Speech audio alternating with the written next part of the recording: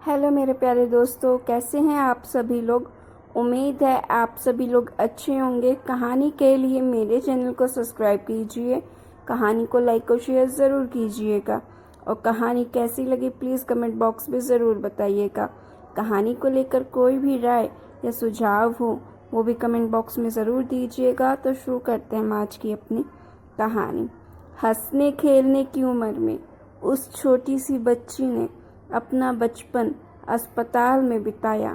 लखनऊ के एक छोटे से गांव में पैदा हुई रिद्धि बचपन से ही बहुत बुद्धिमान और समझदार थी। आस पड़ोस और परिवार में लोग उसकी वाहवाही करते नहीं थकते थे। 8 साल की उम्र में एक दिन अचानक से रिद्धि की तबीयत बहुत खराब होने लगी। लखनऊ के पीजीआई हॉस्पिटल में चेकअप कराने के बाद पता चला कि उसे ब्लड कैंसर है। उम्र छोटी थी तो कैंसर सेल्स कम होने के कारण इलाज भी संभव था। कई महीनों के उपचार के बाद डॉक्टरों ने शुभ समाचार दिया कि रिद्धि को अब कैंसर से बहुत कम खतरा है, लेकिन भविष्य में फिर से तबीयत खराब होने की संभावना जारी थी। धीरे धीरे सब कुछ पटरी पर आने लगा।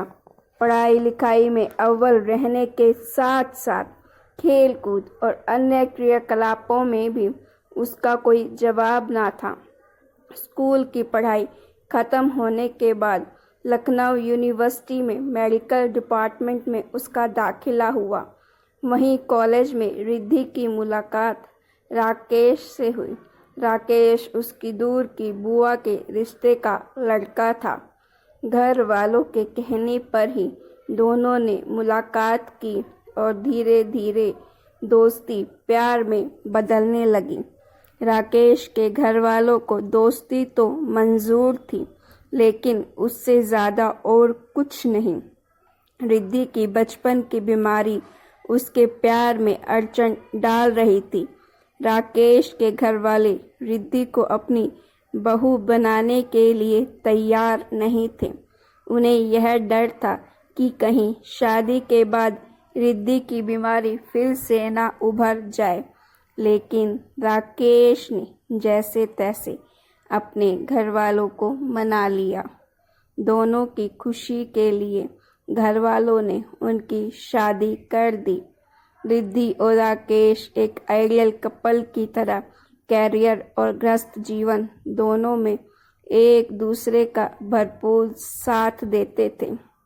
शादी के 1 साल बाद ही उन्हें पुत्र रतन की प्राप्ति हुई। बच्चे का नाम वंश रखा गया। घर परिवार के सभी सदस्यों की खुशी का ठिकाना ना था। एक दिन अचानक किचन में काम कर रही रिद्धि को शरीर में अकड़न और बेचैनी महसूस हुई और वो बेहोश हो गई। हॉस्पिटल जाने के बाद डॉक्टर की बात सुनकर सभी के पैरों के नीचे से ज़मीन खिसक गई। रिद्धि का कैंसर धीरे धीरे भयानक रूप ले चुका था। डॉक्टर ने बताया कि रिद्धि कैंसर की 4थी स्टेज पर है।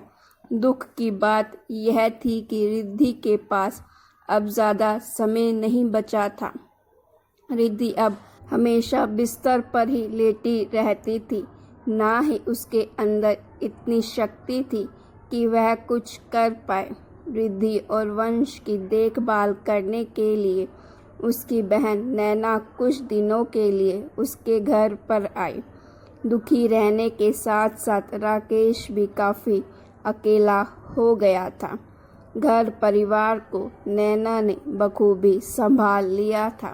सभी उससे बहुत खुश थे, लेकिन रिद्धि को इस बात से थोड़ी बहुत तकलीफ भी होती थी, पर किस्मत के हाथों मजबूर बेचारी कुछ कर भी नहीं सकती थी।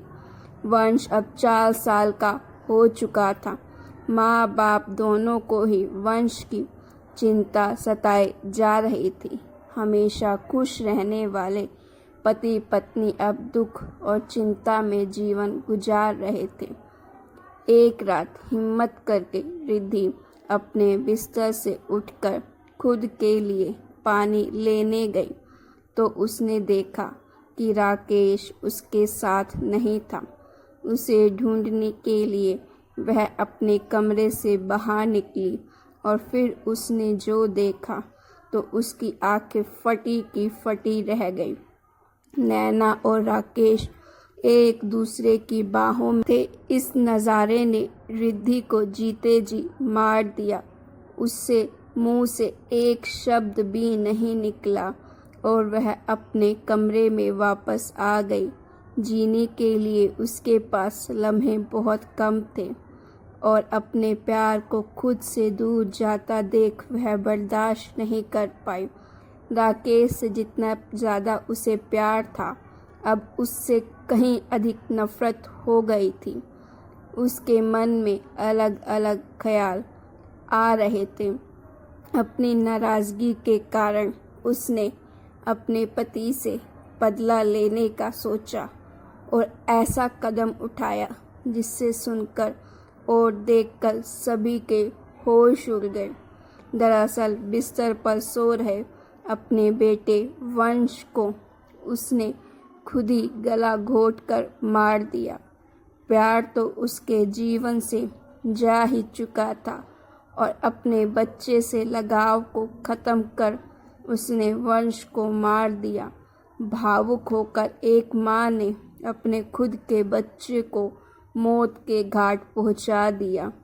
क्या अपने पति राकेश से अपनी भावनाओं और प्यार का बदला लेने के लिए रिद्धि के द्वारा उठाया गया यह कदम मजबूरी थी या क्रूरता? अपनी राय ज़रूर दीजिएगा और कहानी अच्छी लगी तो लाइक